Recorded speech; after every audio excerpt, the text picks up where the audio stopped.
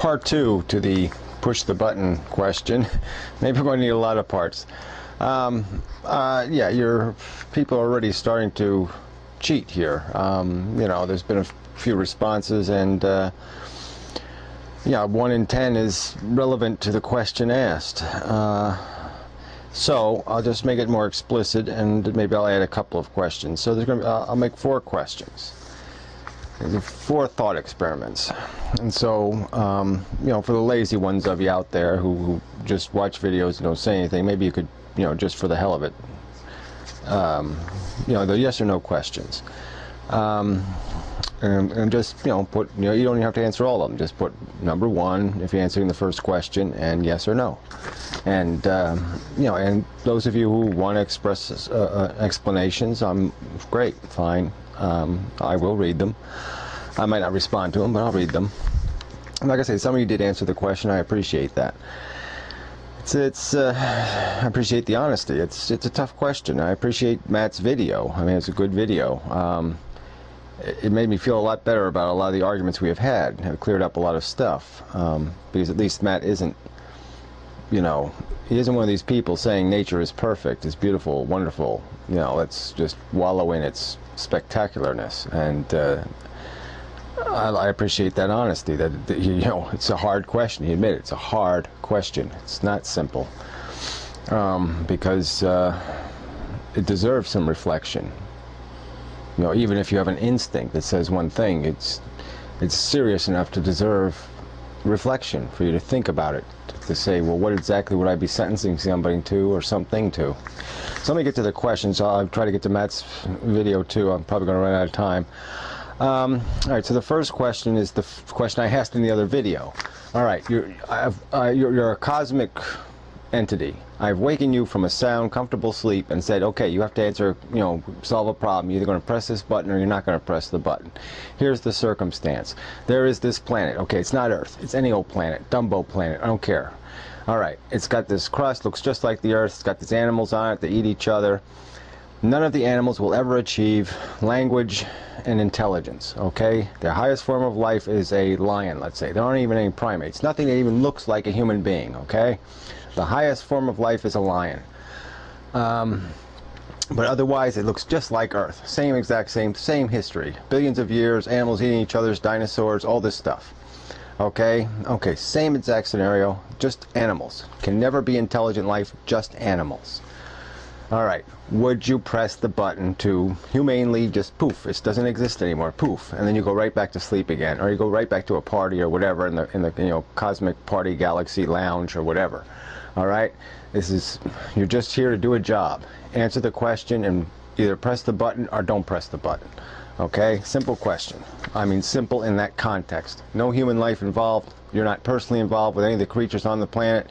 You're not friends with any of them or any of that stuff. You're just answering the question and performing your job. Second question. All right, let's say you have a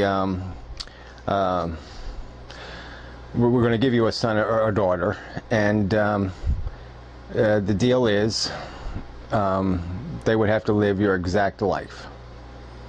So would you press that button?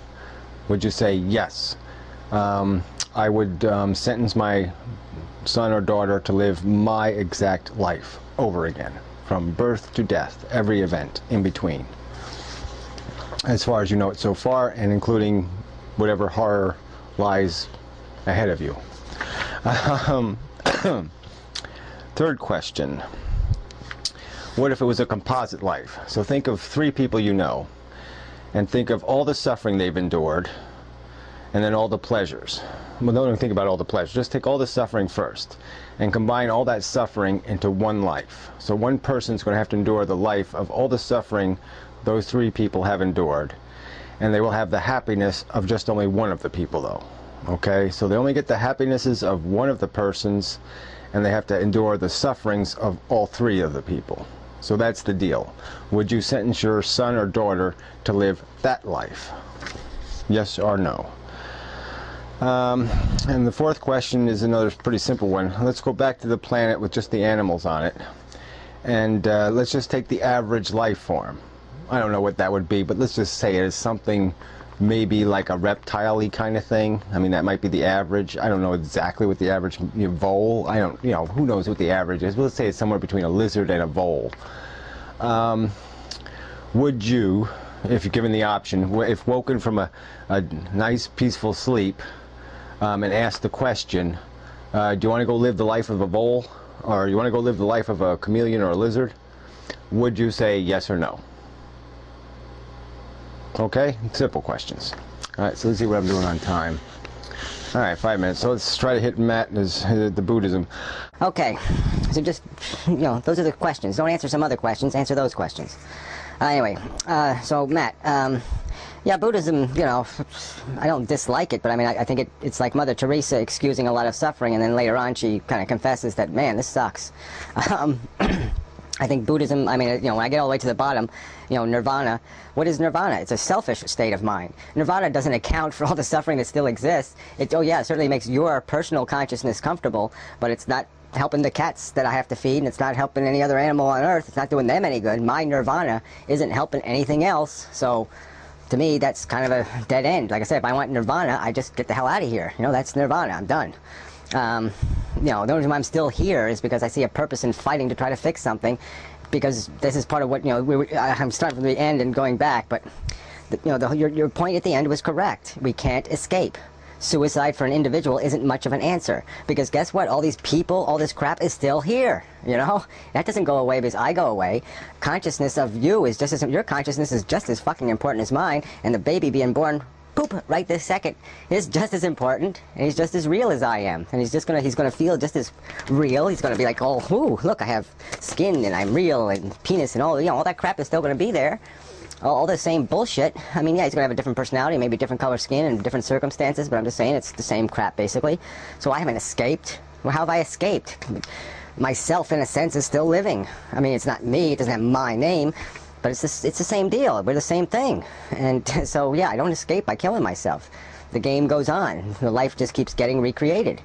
And so, yeah, it's kind of depressing, because I really wish I could get up from the table and leave, but I really can't, because they're going to put somebody else in the chair. It's like the chair's not going to be empty. It's not going to stay empty. And so, yeah, it's very frustrating. So you're kind of stuck saying, well, I either got to fix the game that they're playing, or I got to empty the chairs permanently. And those are the two conclusions you draw. If you're to the point where you're saying, well, this is not a real good thing, and so, but like I said, killing myself doesn't really solve anything. It just gets me out of here. Just selfishly, I get my nirvana, and I'm out of town. But it doesn't fix anything else around us.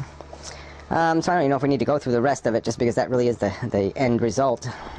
You said like nature's not good or bad. Well, come on. I don't think that's being intellectually honest. It's got to be one or the other. That's really the point of my question. That's really the spot I'm trying to put you on.